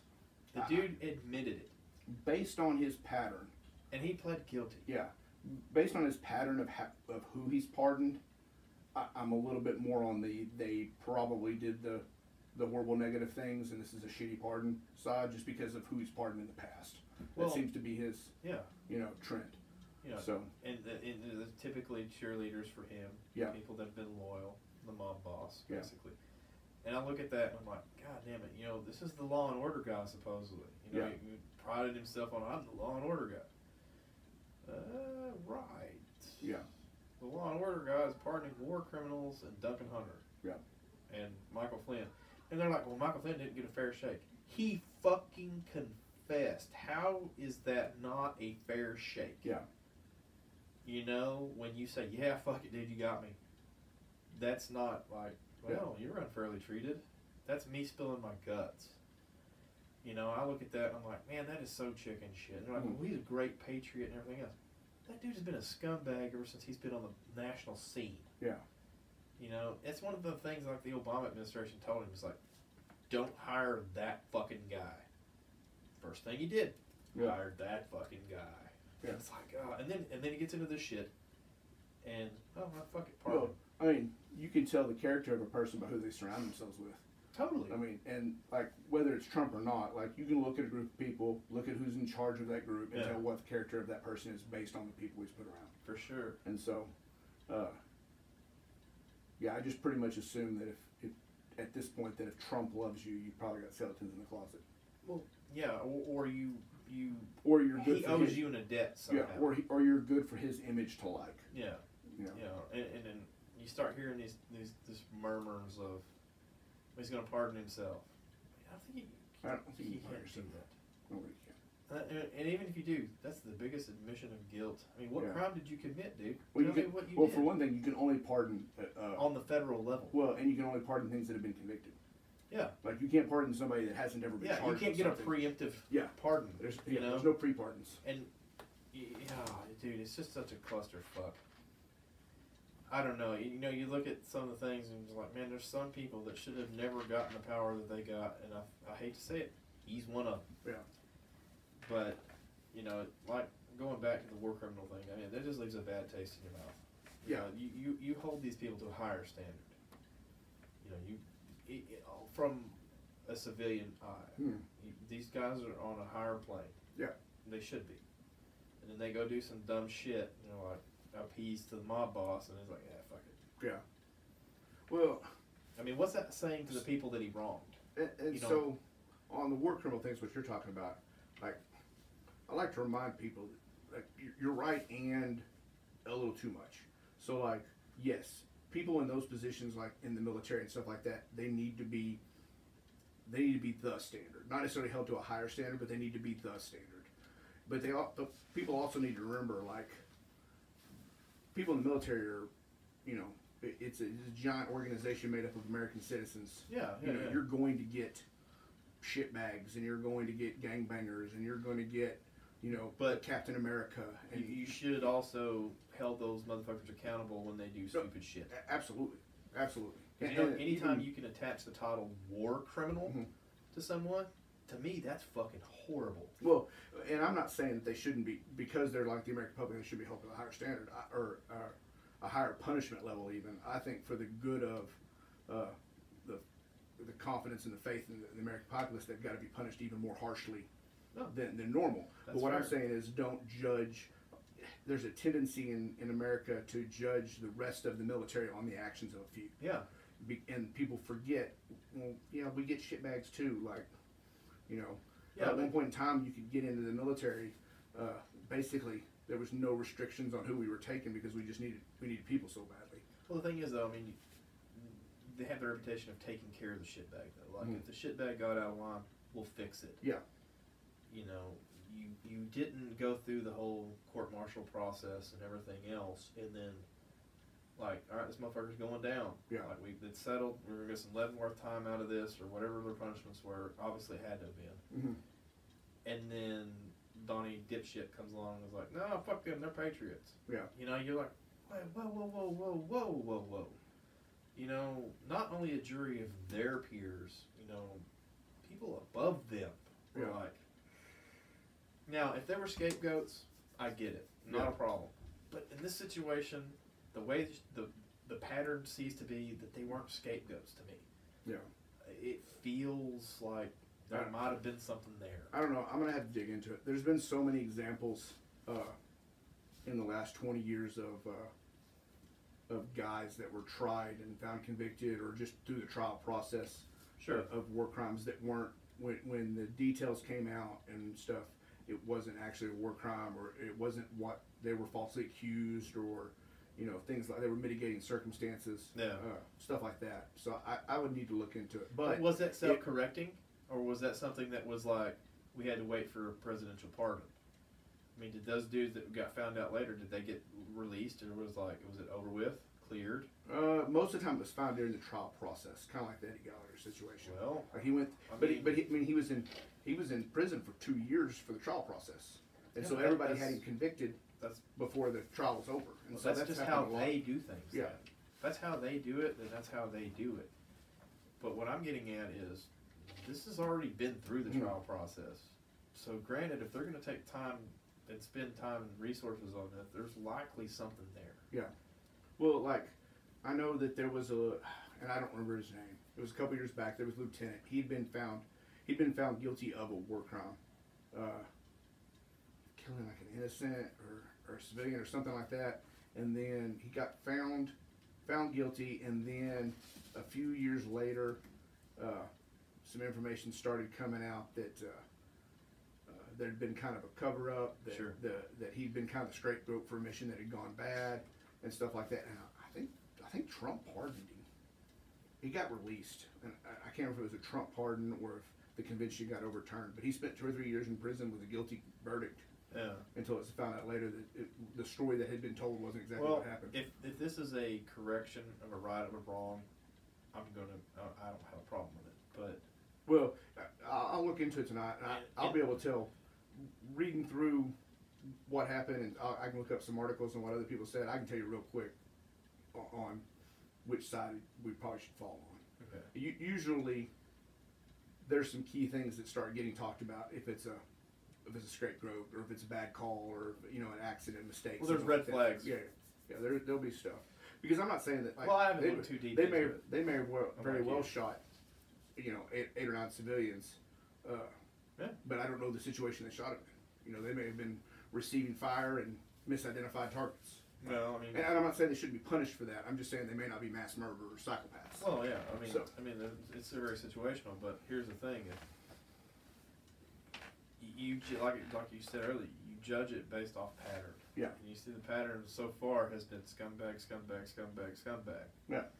So what's going to make these dudes any different? I don't know. But it seems to me like when every president leaves, they pardon a few people that probably need a pardon, and they pardon a few people that probably their buddies. Well, yeah.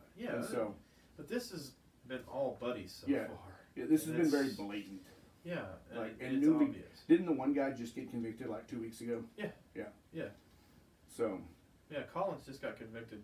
Yeah. Like it just came down. Yeah. And then, like, okay, see ya. It's almost like he knew. Yeah. It was almost a promise, like, dude, keep your mouth shut. Yeah. Do your time, and then I'll take care of you. Total mafia mindset there, and that's the way. Now the Duncan Hunter one. Duncan Hunter didn't work on his campaign or anything, but Duncan Hunter was a huge Trump cheerleader. Mm. So, and obviously now you can see the pattern of, well, you like me, so I'll, you talk good about me, so I'll take care of you. Yeah. Just like that crazy lawyer bitch that he's got, that Sidney Powell or whatever her name is. She is, then she isn't. She is, then she isn't. Now she's meeting at the White House. Now I want her appointed for this. Yeah. And shit, It's like, oh, it's because you tell me what I want to hear. Yeah. You're an enabler. So, I mean, you stick with the pattern and you see, well, A equals B equals C, and D's likely going to be the same, So that's just kind of how I look at it. Of course, I'm not a big, that's no surprise. I'm not a Trump supporter, period. Yeah. So there's that. But if he wanted to endear himself to me just a little bit, cut Snowden a deal. Yeah. We've talked about this 100 times, and we're going to talk about it again. Cut him a deal. Yep. Cut him. Cut Julian Assange. Julian Assange, and then, man, I even looked up her name the other day. It's a crazy name, like I made it, like Avid Treasure Hunter or something like that. I know what you're talking about. Like, cut those 3 people apart. Yeah. Let them come home. And be done. And that, to me, would be like, all right, cool. You're doing the right thing now. But because the Snowden deal especially, and Julian Assange as well, but the Snowden deal especially because all the stuff that he turned over and released, like all of those have now been taken to court for the most part. Yeah. And stuff, and all of them were found unconstitutional. Yeah. Like he didn't turn over a bunch of stuff and it turned out it was legal and he just blew the whistle on a bunch of shit that didn't matter and got a bunch of people in danger. Yeah. Like he blew the whistle on a bunch of unconstitutional shit. Yeah, like, exactly. And if you're listening to this and you hate Edward Snowden, you are not thinking about this as to me like as Americans should, and you should support anybody that calls out America on its bullshit. Yep. And anything unconstitutional. Right is right. Yes. Whether it negatively or positively impacted you when it did. And to me, Snowden is a hero because he put his own ass out there to do this shit, like against his own government. It ain't like he went up against his boss. He went up against his own government, like top to bottom. Like this shit.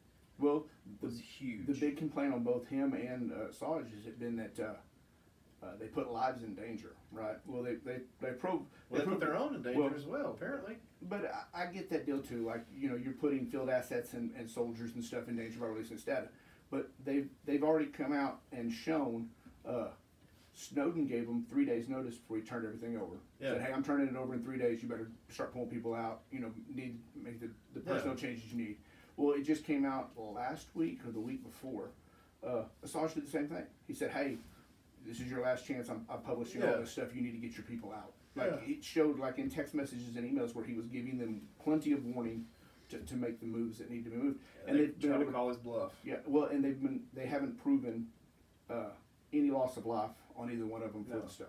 And it's basically a how dare you on this right now, and that's on both accounts. Yeah, it's a how fucking dare you. Yeah, you know. To me, it is. He bit the hand that fed. That's what he did. It is one of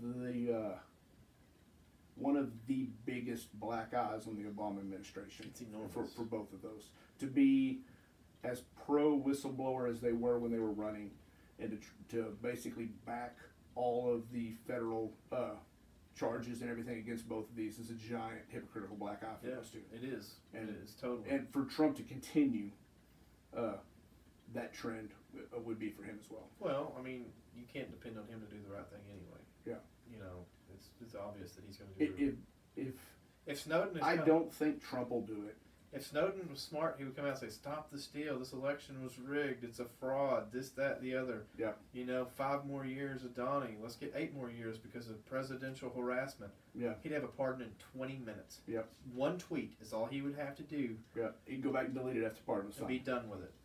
One time. I don't think Trump will do it just because there's been no... It would look a lot better if Biden did. Well, and that's what I was going to say. Is if Trump doesn't do it, if Biden should be already like penciled in on his like first 30 days to-do list. Sure. Is pardon whistleblowers. Sure. And just to, and even to come out and say, hey, we failed the first time around when I was here in office, and I'm correcting that wrong. Like to come out and say that, you'd get a guy like me that doesn't like Biden to be like, all right, I can handle. You fucked up, you admitted it, and you corrected it. Exactly. Okay, there's some points in my book. Exactly, and I agree with the same thing. You know, this dude's going to be under a heavy microscope, and to start mending fences, that's a hell of a way to start. Well, and I kind of think Biden might do it because he's already done something similar to that with the crime bill, where he's come out and said, hey, when I wrote it, this is what we thought would work. And it's been proven we were wrong. We got some things right. We got some things really wrong, and we need to fix the things that we got. Like to come out and admit your mistakes as a leader on your signature legislation. Yes, it is a big step. Like people, you know, even if he's just saying it for votes, I mean, it is not something that is normally said by a politician. They usually just ignore their mistakes. Admitting that. Or they rephrase the stats to make it look good. But to come out and say, hey, we got some stuff right, and we got some stuff really, really wrong that we need to fix. Exactly. You know, that's a big deal. And so having already come out once and said, hey, I'm fixing a fuck up, like I kind of think maybe it'll happen. It's on. It can't not be on his mind. Yeah. You would think. But enough people talk about it. Like I can't go through a day of Twitter without somebody saying pardon. Yeah, one or the other. It flies by at least twice a day. And honestly, if you're smart and you're thinking and you're wanting to actually do good and be progressive and be uniting, it's an easy thing to do. All you're doing is signing a piece of paper. You don't have to look at them in the face. You don't have to call them up on the phone. Yeah. You don't have to do shit. You don't have to say, I'm sorry. Just say, fucking pardon and get the fuck out of here. Yeah. You know, go do whatever it is you do. Yeah. You're not going to get a job at the NSA anymore. Yeah. But go do whatever it is you want to do. You know, go be a public speaker. Go be on Small Town Stoics. Yeah. Right. That would be awesome, wouldn't it? He could probably fix our sound issues. Easily. Easily. But yeah, I mean, I don't know. That's my hope going into the next year on the political scale, on the political level, is that like the negative that we've had over the last year or so with politics goes away. The new president comes in. There's a little bit of flood of optimism from some groups. There's some groups that kind of wipe their brow because now they don't have to run around acting like assholes anymore. And maybe we start actually getting back to getting things done and doing things for moral reasons versus doing things for political votes. Well, yeah. I'm probably naive and idealistic, but That's what. When you're starting at day one, though, because that's basically what we're doing. Mm-hmm. When January 20 comes, we're starting at that's day one. Yeah. Okay. Everybody is undefeated on opening day. Mm-hmm. You know, that's the way you have to look at it. You know, every year is our year. Yeah. You know, even as tortured of a fan as you may be, every year you're undefeated starting out on day one. So you have to have that optimism. It's the following days after you'll start to get a wind of what's going to happen. Will there be turmoil? Whether it be this, you know, you're going to know real quick how divided things are going to continue to be once he starts officially appointing cabinet members and they have to go through Senate confirmation. Yeah. Now, barring the Senate doesn't flip, and likely it won't. But you're going to see, you know, if they start pushing back on that shit, we haven't gone anywhere. Well, yeah, but I'm hoping the Republican Party, like, I don't understand how they can't be sitting back and looking at the political atmosphere and looking at what Trump has done to their political narrative on their side, and understanding that there are things that Trump did really, like understanding what benefited Trump to get that many votes to get elected the first time, and stuff like that, and then understanding also the things that Trump has done to hurt the party and hurt the way it's looked at and hurt this in this last election to lose to, lost to Biden. I'm hoping they sit back. Okay, we need a strong, vocal leader candidate. Sure. Who doesn't have a Twitter account. Well, and isn't that the negative side of that strong vocal leader? That isn't when confronted with negative news about themselves. Yes. And just goes off the fucking rails. Yes. You know, because you can tell. You know, they would ask him, he's like, hey, you know, grab him by the pussy. And then he would fucking go off the rails. Yeah. Like, and then outwardly just falsehoods. That shit has to stop. And it's blatant falsehoods. There's mountains of evidence on the other side. Yeah. Saying, this is bullshit. And then you're still out there cranking it out. You know, one of the biggest ones that got me with him was the tariff thing. It's like, oh, we're getting all this money from tariffs. No, we're not, you fucking idiot. We're paying the fucking tariffs. The tariffs are paid by the importer, but he was good enough of a fucking snake oil salesman that he convinced people that, hey, we're making all this money doing this while taking it straight out of their pockets. Yeah. Well, and that's what I mean. And it's like a blatant fucking lie. So in the last, I would say last 5 years, because it really started in the last election process, there's been this giant con job pulled on the American people that the loudest person in the room should be in charge. Yeah, and that's exactly what happened. Because, well, and I count Hillary in that deal because that's what got her the Democrat nomination, was she was the loudest person in the room, and so everybody thought, okay, that's probably who should be in charge. And so I'm hoping that both parties step back and look that the American people are craving a strong leader.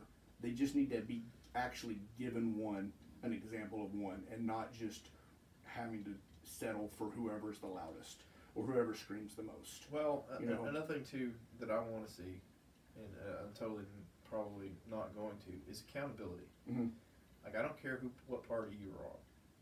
You pull a Trump and you say, oh, look at all this money we're making off tariffs. And you're a Republican and you're sitting there and you're seeing that shit and you're like, that's bullshit because that's hurting my people. Say it's Ohio. Let's just go Ohio out there. Just random state. You know, balls up, get a bad tweet about you and go out there and say, no, fuck no, this dude is full of shit. Yeah. You know, I don't care if you're my junior senator or whatever, you know, if we're in the same state and you go out and you blatantly say something fucking ignorant like that, be ready to be called out on it. There needs to be accountability. You know, they've sat back and they've just let this fucker say anything and not said a word. Privately, they're disgruntled. Oh, sorry. You know, the only one that had any balls so far of this whole fucking mess have either left the party or been fucking Mitt Romney. Yeah. And that's it. Or Jeff fucking Flake, who I quit. And now I'm going to talk shit. You know, fuck that. Yeah. Grow some balls. Call this dude out. Yeah. Like, look, call him up privately and say, look, asshole, you need to quit this shit. Yeah. Like, you're burning the house down. You're losing trust. People don't fucking like you. I don't like you. Fucking stop. Yeah. You know, all we need you to do is sign shit when we put it on your desk and shut the fuck up. Yeah. Don't need you on Twitter talking about ratings. Don't need you on Twitter talking about your books, talk about your money. I don't give a fuck about that. That's what needs to happen. That's what I want to see happen. It ain't gonna happen. Yeah. But man, imagine a world where, like, I don't care who, name somebody, and they like go out and do something completely stupid, and somebody from their own group is like, "You're a fucking idiot." Yeah. You know, I like you, but you're a fucking idiot. You know, that would change so much, I would think, because people would be like, okay, now there's some accountability here. Mm. You know, may turn it into pro wrestling. I don't know. Yeah. But at least there's going to be some accountability. Yeah. I just can't wait for somebody that gets up there. So the promise with Trump that sold, to me, that sold a lot of America on him and his supporters and stuff was the whole, like, he has billions of dollars, and so he doesn't have to cow to the rich people because he already has money and First you know thing he did. and all that stuff. Like that's what I'm looking for somebody in a leadership position, is to step out and basically say, I'm here for the American public, which they all say that. Sure. None of them do it. They have to. Yeah, but then that actually, calls out legislation. Hey, I'm not signing this because $100 billion goes to these mega corporations and $1 billion goes to the American people. Yeah. Like, that's why I'm not signing it. Kick it back. Yeah. Like, I need a politician that has a YouTube channel that sits down and says, Well, all right, here's this bill and here's why I'm voting for it. Or here's why I'm not voting for it. Here's the changes in it. Here's how it affects people in my congressional district. Well, see, have you seen the younger ones doing this? That's what gives me hope, is the younger ones on both sides Are doing this. Whether I agree with them or not, they are doing it. They're doing, like, Instagram Live. Mm-hmm. They'll be out. Yep. Like, the most famous one is the one that gets talked about the most was AOC was cooking. Mm-hmm. And talking about the COVID stimulus bill and how Yep. things were going and what her view was and things like that. That's your job. Yeah. You represent this group of people, so you should make yourself accessible to that group of Yes. people. Be it through any means necessary. If you have a setup like this, half-hour a day, sit down. You know, if you want to find out, Mm-hmm. get it from the horse's mouth. Half-hour a day, sit down, download a podcast, listen to it, and go. You know, or Crenshaw has one that's about 45 minutes. I think he does it once a week. well, he does it, and then there's a few others. But if you notice, they're the young ones. Yeah, that's what I'm saying. Like, the young ones on both sides are using technology to communicate those things to people and to talk and to talk why they like or don't like something. Well, exactly. And then you don't have to listen to this, well, they're fucking crazy. Well, yeah, you may think they're crazy, but I want to hear what they have to say. Yeah. Yeah, I'm changing my number one request, is that a politician can actually talk about another politician without name calling. Well, that's, Like, you know. And then explain why they don't like it. I'm not voting for AOC's bill because she's a fucking socialist. Well, she may be, but what's in the bill? Yeah, and define you. Give me your definition of socialism too. Yeah. You know? Lay that out there for me first. Yeah. And What's in? But you know what? When name calling is just and like that guy's a fucking asshole. Yeah. I want that too. Well, but that's what I'm saying. There's a large difference in you shouldn't support this bill. Drumming up fear. Yes, because of who wrote it, versus, hey, this person did this, their actions. Yeah, You know? yeah, and you're going to drum up fear. That's the main thing. Yep. Oh, the socialism is the big one now. Oh, this is a radical socialist takeover. But fuck, stop it. But that won't quit until the American public stops reacting positively to politicians in fear. Exactly. Like, we've been doing it for 25 years now. But I think that Well, we've probably been doing it our entire history. It's just now we know we're doing it. it's more wide open. Yeah. You know, it's out there. But I think this is where making yourself available becomes. I mean, you don't even have to do a town hall anymore. No.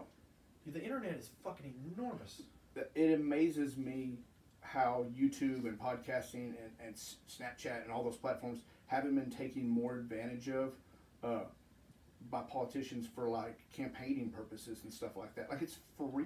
The issue is, and this is just my personal opinion, if they put themselves out there too much, they're going to lose. Yes. They're going to lose their base because they're not having someone write this commercial for them. They're not having handlers say, well, you know, this week this is polling really high, so you need to be in favor of it, or this week this is polling really high, so you need to be against that. Yeah. Things like that. Well, this over here, or, you know. Well, we've talked before, you know, one of the things that I've looked into and been interested in doing when I retire is going into politics some level. Sure. And so I've talked to people before, hey, what are some things I can start doing now, stuff like that.